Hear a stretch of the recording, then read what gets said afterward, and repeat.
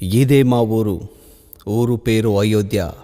మాది మహబూబాబాద్ జిల్లాకు 5 కిలోమీటర్ల దూరంలో ఉంటుంది. మహబూబాబాద్ ప్రజలకు చాలామందికి తెలియదు మా ఊరు ఇక్కడ ఉంటుందని.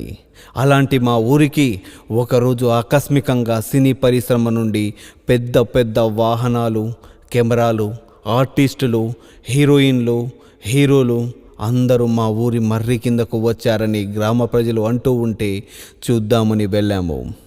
పెద్ద పెద్ద కెమెరాలతో సన్నివేశాలు తీస్తున్నారు.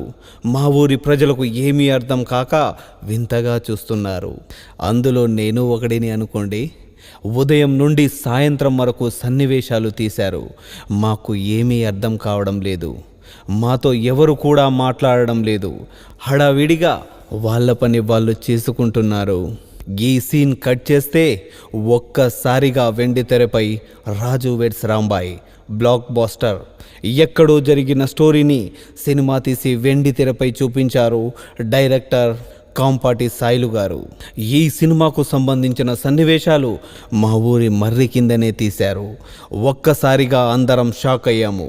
సినిమా థియేటర్లలో అందమైన మా ఊరి మర్రిని చూసి భలే ఆనందపడ్డాము.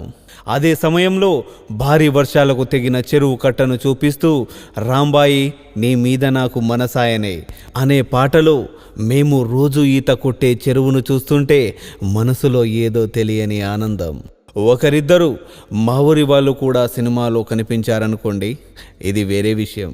డైరెక్టర్ కాంపాటి సాయిలు సార్ గారి పక్కన మేము కూర్చున్నాం. సాయిలు సారు అన్నా అన్నా అని అనుకుంటూ అటు ఇటు ఆగంగా తిరుగుతున్నాడు.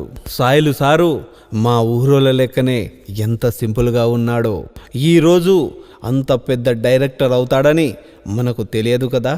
ఇక మన హీరో అఖిల్ రాజ్తో మా పిల్లలు అందరూ చుట్టూ చేరి మాట్లాడారు. పిల్లలు అడిగిన ప్రతి విషయానికి నవ్వుతూ సమాధానం ఇచ్చాడు.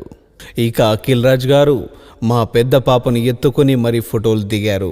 ఇంకా ఈ సినిమాలో విలన్ చైతు జొన్నలగడ్డ కోపంతో ఉర్రూతలొగుతున్నాడు. విలన్ కదా, ఆ మాత్రం ఉండాలేండి. ఇక ఛత్రపతి సినిమాలో నటించిన అనితా చౌదరి గారిని చూసి ఒరే సూర్యుడు అవతల బస్సుకు ఏలైపోతాందిరా అనే ఛత్రపతి సినిమా డైలాగ్ను మనసులో నెమరవేసుకున్నాం. ఇక హీరోయిన్ ఎంత పద్ధతిగా ఉన్నారో, ఎప్పుడు చూసినా నవ్వుతూ కనిపించారు. ఎంతోమంది ఆర్టిస్టులను మా మర్రి కింద చూసి సినిమాల్లో చూసేసరికి ఎంత ఆనందంగా అనిపించిందో. ఇంతమంది కళాకారులను మా ఊరికి రప్పించిన 100 సంవత్సరాల చరిత్ర గల మా మర్రికి మా గ్రామ ప్రజలు అందరూ రుణపడి ఉంటామని భావిస్తూ మీ అయోధ్య అని